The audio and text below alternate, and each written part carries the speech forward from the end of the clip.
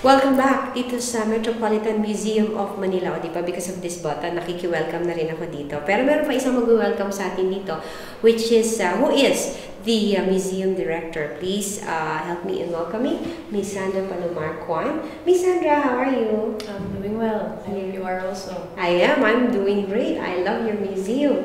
And of course, I love the exhibits here. We have Hidalgo here, Felix Hidalgo.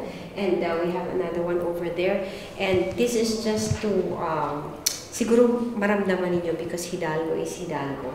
And Hidalgo is property of The BSP. the BSP. Yes. So there are many treasures here that are entrusted in your care. Yes. Okay. The Metropolitan Museum of Manila is the custodian of a large collection of artworks belonging to the Bangko Sentral ng Pilipinas. Okay. And a lot of these artworks are paintings. Among them, Hidalgos. We have two over here. And they date to the 1880s. So part of the collection of the Bangko Sentral ng Pilipinas is also a wide variety of pre-colonial gold and pottery pieces.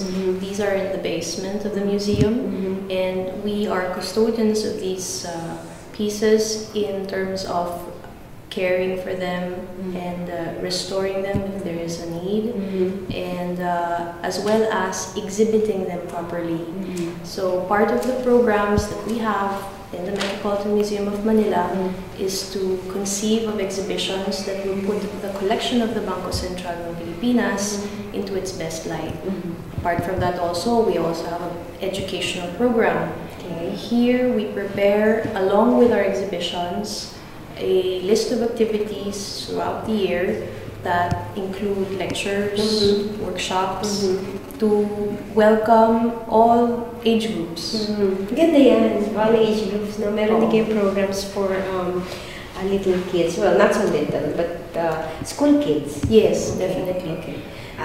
You have a big responsibility here. No? Malaking responsibilidad ninyo dito because as we were talking earlier, off-cam, the value ng mga nahan dito ay priceless na silang maituturing because they are our national treasure, no? Yes. Kaya nga sila acquired ng Central Bank because it's part of our culture and our history. Pagkatapos to make it available to the public naman para ma-enjoy din ng mga Pilipino. For example, this wonderful, amazing piece by Hidalgo. No, there are two pieces here. We can go over there, another piece of Hidalgo. And when you say Hidalgo, Hidalgo is Hidalgo. So, ito ay ilan lamang no, sa mga inaalagaan ng Metropolitan Museum at nagkakaroon kayo ng mga programa para ipakita ito sa public. Now, of course, a museum is created para bisitahin ng ating mga kababayan. Ano ang pwede mong sabihin, Miss Sandra, sa ating viewers para ma-encourage sila na i-enjoy? Because this is ours eh. This may have been painted by Hidalgo, bought by the Central Bank, but this belongs to the Filipino people. And if you're Filipino, you're part owner of this, tama? Yes. Okay, so yan. Unang-una, alamin natin na ang museo ay para sa lahat. Ang kailangan nilang malaman ay kung saan kami. So we are housed in the BSP complex. We're open from Mondays to Saturdays from 10 to 6 in the afternoon. Okay. Now, when you come to the museum, we have tour guides who will bring you around and give you more information. But you can also come in advance and request for special tours that can accommodate classes, in particular for a, shall we say, a history class or or an art class. Right. So we can, shall we say, Craft. yes, a guided tour or a workshop, particularly for this audience. We also have a website that you can Yes.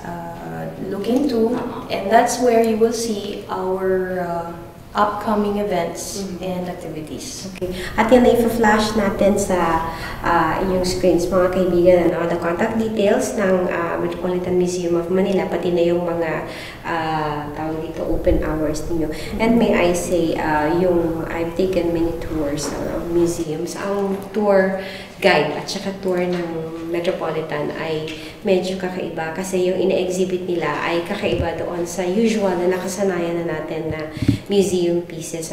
Once again, Miss Sandra, the treasures here are the treasures of the Filipino people. Kaya kung Pilipino ka o kaya mahal mo ang Pilipino, it's time that you visit and you experience the art brought to us by the great masters of Philippine artistry. Miss Sandra Palomark Juan, the director of the museum, maraming salamat sa iyo. Salamat rin po. Okay, babalik kami dito. Please. Okay.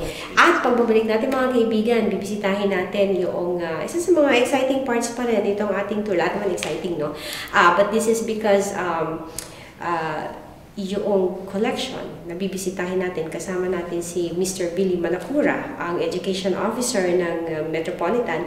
Ipupuntahan natin yung treasures na pag-aari ng Bangko Sentral, the gold and coin collection, kasama yung pottery. Okay, alas magbabalik ang approve.